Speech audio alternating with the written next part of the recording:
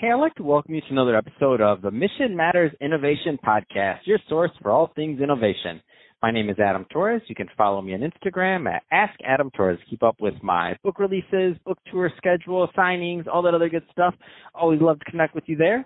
And as always, if you'd like to apply to become a co-author of one of my upcoming books, just head on over to the website, missionmatters.com, and click on Become an Author to apply. All right, so today I have Igor Seletskiy on the line, and he's CEO and founder over at Cloud Linux. Igor, welcome to the show. Thank you. How are you? Oh, man, I'm doing fantastic, and I'm excited about today's topic. So this is a hot topic always on this podcast. A lot of techies listening, a lot of business owners, entrepreneurs, and executives that also are in the position where they have to make these decisions for their companies. So they listen to this podcast to get educated. So today we're going to talk about rebootless updates and why they're important for servers. But before we do that, let's get a little bit further into what you're doing over at Cloud Linux. Tell us a little bit more about your company, please. Sure. We started the company about 11 years ago with a Linux operating system. We wanted to create a new OS specific for hosting providers. It's a small niche, and we did a really good job there. But as part of it, we created a lot of expertise where we had a lot of people who knows Linux kernel really well. And we came up with another thing that we thought was even more important is rebootless kernel updates. So you don't have to reboot your kernel or you reboot your server ever. Wow. That's a big deal. So let's see. At the very end, I'm going to give you a little bit of time. I'm going to give you an opportunity to leave, contact information so people can connect with you and your work, just so that the right type of people connect. What are the types of businesses and or companies that are usually a good fit for you and your company?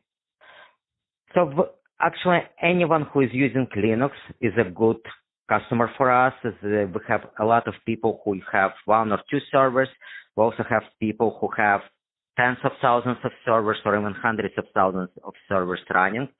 The only unique thing about them, Linux. That's the only requirement.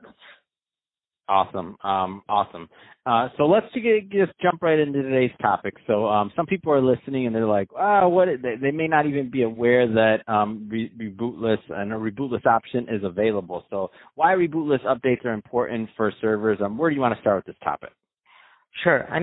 It's quite common that people are very comfortable with updating their Linux servers and yum update or apt-get update, and you got all the software fresh and new and running and no security vulnerabilities. And this is true for everything but the kernel, which is the most crucial component of any server. With kernel, because it sits under all the applications, like right next to the hardware, you really have to restart the server when you update the kernel. And you do have to update the kernel every month or 2 months or 3 months, like quite often. Like the last vulnerability went out a few days ago, and the one before that was a month ago, and they'll just keep coming, and they'll be keeping coming more and more. Yet a lot of people don't want to reboot servers because that's downtime, and who wants to have downtime? Who wants to schedule the downtime? Who wants to negotiate with all the departments about the downtime? So it's kind of a dreaded process that people tend to avoid or try to avoid as much as possible. So that's where we sit. We give people a solution on how to prevent this downtime associated with reboots. What kind of responses have you heard from your clients in doing this? Because I feel like just that process you just went over, that headache is not to be, especially depending on the size of the company. Geez, whether if they're really small or if they're really big, that downtime's a big deal. Yeah, that's exactly where we see it. The more servers people have, the more excited they get at the possibility. A few years ago, people were still like, oh, such product exists. Is it even possible? Like, how do you do it? Today, it's kind of a common knowledge that it is possible. There is expectation that it will work, that it's stable, there is no risks involved, and we have hundreds of thousands of servers using it already. So people are happy to have it. It saves their weekends. It saves their nights. They don't have to get up. They don't have to schedule it. So it's a win-win. So obviously, to me, it's a win-win. It makes perfect sense. What do you think holds some people back from taking that next step? Like somebody's listening to this right now, and they're like, "Oh yeah, this is great. I didn't even know this was an option." But what do you think holds that person back from getting that next step? I think majority of people just used to reboot. So it's like the pain they expect, they know it's going to happen. They did it. They don't think about it because everyone is busy. Everyone has other priorities. And then they need to reboot again. It's too late to go through the process of onboarding a new product. So maybe next time, and then they reboot it again, and it's again off of their mind. So it's a vicious cycle that you're telling me, Igor.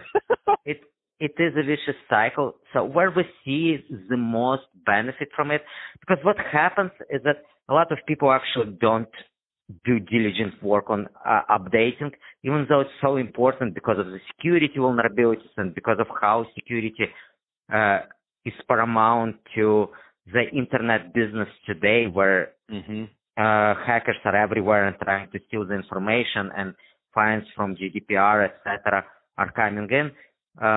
Yet people might not reboot their servers for 6 months, 12 months. We've seen servers that haven't been rebooted for 24 months, meaning not only they weren't rebooted, they're still extremely vulnerable. They have these kernels that have significant vulnerabilities that no one patched, and people are just too busy. It's like, oh, maybe hackers don't get to that point. Maybe they'll be stopped before that. So we quite often what forces people to actually go in and talk to us is that they have to go through some kind of audit, like SOC 2 audit or PCI audit, where there is a requirement that they have to reboot, or they have to update their software and be patched like in a month. And then they just realize that, well, we cannot do it. We cannot reboot our servers every month. It's just not practical for us. We have like 10,000 servers or 1,500 servers or even 100 servers. It's still a lot of work to reboot them and make sure that they came back. So then people come to us, and it's the deployment process is 5 minutes, but for large enterprise to onboard the product, it's typically 2 months anyway, because it's the security department and procurement department. But so they initiate the talk, and then they get deployed, and then we don't hear from them for a year or 2 or 3, because it's kind of an install and forget product.